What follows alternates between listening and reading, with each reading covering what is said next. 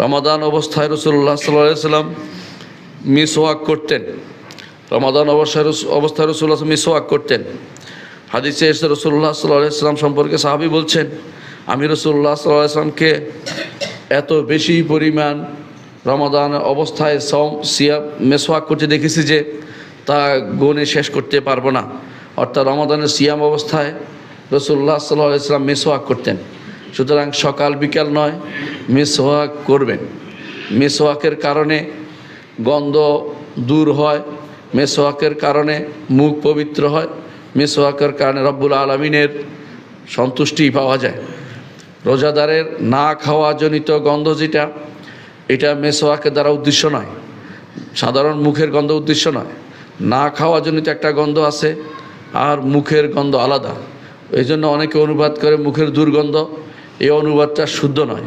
এটা হচ্ছে না খাওয়া জনিত গন্ধ। কিন্তু এমনি মুখের গন্ধ দূর করা এটা সব সময় গুরুত্বপূর্ণ জিনিস। এই জন্য রমাদান অবস্থায় মুখের গন্ধ রেখে দিতে হবে, এটা যেন কেউ মনে না করে। রোজাদারের না খাওয়া জনিত গন্ধ আল্লাহর কাছে বেশি প্রিয়, দুর্গন্ধ না। সুতরাং মিসওয়াক করবেন এবং বারবার মিসওয়াক করবেন, এতে কোনো সমস্যা নেই। রমাদান অবস্থায় রমাদানের সওম অবস্থায় মিসওয়াক করা রাসূলুল্লাহ সাল্লাল্লাহু আলাইহি ওয়াসাল্লাম আদর্শ।